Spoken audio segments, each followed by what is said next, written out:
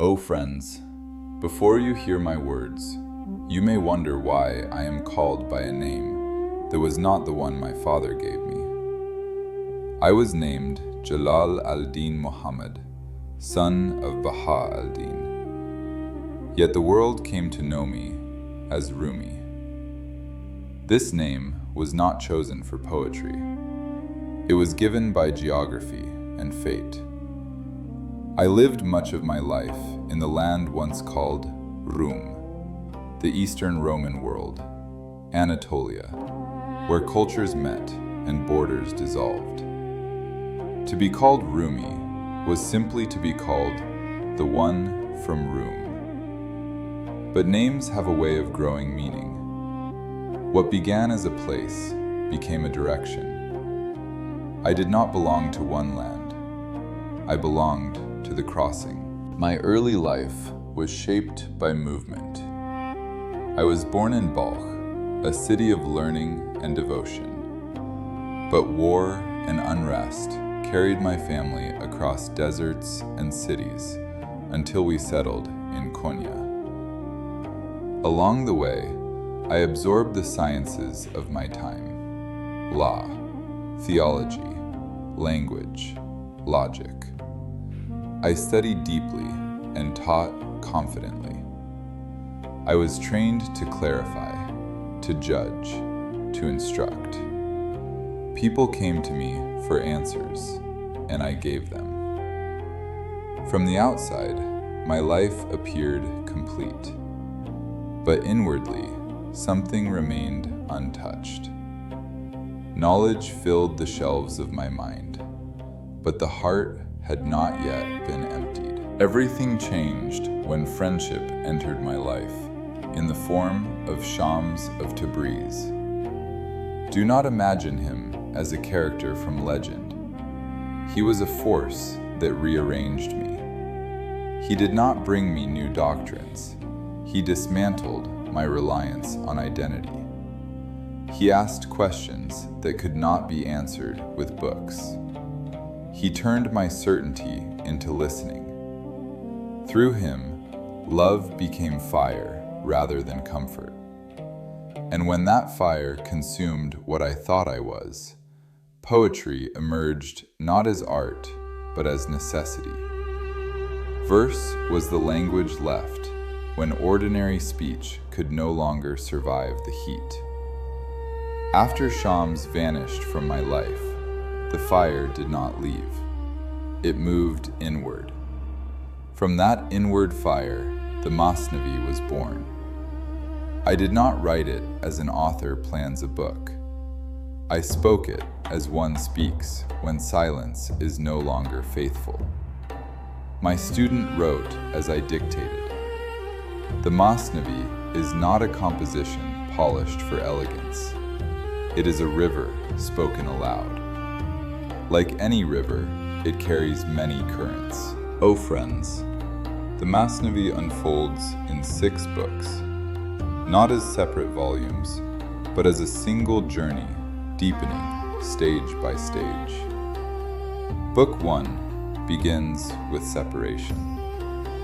It opens with the cry of the reed flute, because awakening always begins with longing. Here you encounter the intoxication of first love, the confusion of imitation, the dangers of borrowed knowledge, and the shock of being called beyond habit. Book 1 breaks open the heart. It exposes desire, pride, fear, and the hunger to belong. It teaches through vivid stories, because the soul at this stage still needs images. Book 2 turns inward and grows heavier. The sweetness thins. Responsibility enters. Knowledge is no longer celebrated, it is tested. Here you meet devotion without reward, loyalty without excitement, love without ecstasy. Book 2 asks what you will do now that you have seen. It examines intention, authority, sincerity, and the subtle ways ego survives awakening.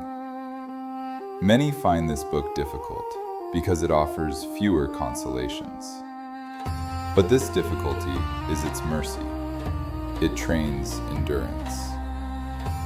Book 3 moves into refinement. Here, the struggle is no longer obvious. Hypocrisy becomes subtle. Certainty becomes dangerous. You learn how easily wisdom can turn into pride, how devotion can mask desire, how familiarity can blind. Book 3 sharpens discernment.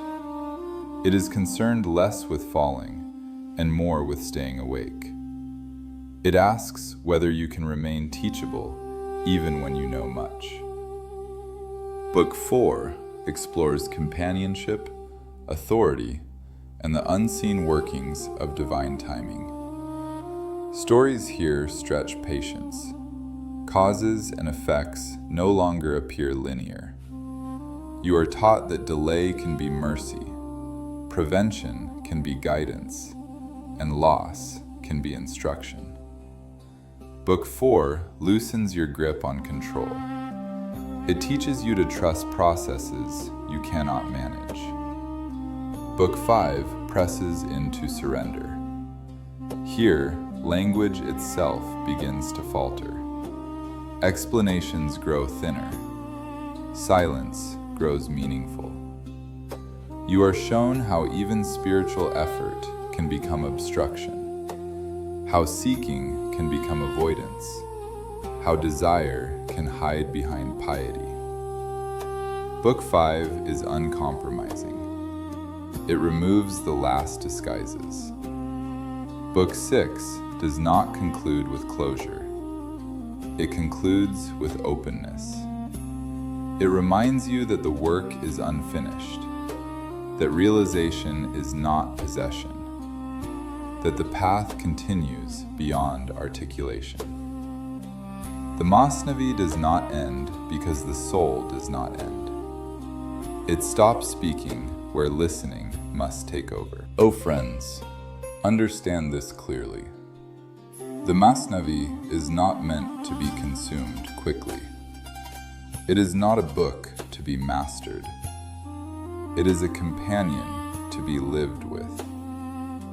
Stories repeat because the soul repeats its mistakes. Lessons circle because understanding deepens in spirals, not lines. If something confuses you, do not rush to resolve it. Confusion is often the doorway. People call me Rumi, not because I belong to the past, but because I belong to the meeting place. I speak from the crossing between knowledge and love, between form and meaning, between certainty and surrender. I do not ask you to admire me.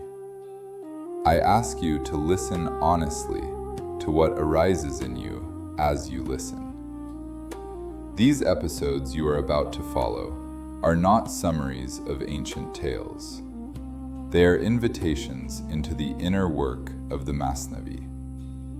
Do not treat them as entertainment. Let them interrupt you. Let them question you. Let them remain unresolved where they must. This path is not about collecting insight. It is about alignment. Stay with the unfolding. Follow these episodes not because they promise comfort, but because they invite coherence. Not because they flatter understanding, but because they ask for transformation. If you remain, the Masnavi will not end when the words stop. It will continue in your choices, your patience, your restraint, your endurance. Oh friends, I have spoken enough. Now the listening begins. Stay, walk, return. The work does not belong to me. It belongs to anyone willing to be changed by truth rather than impressed by it. Thank you for watching.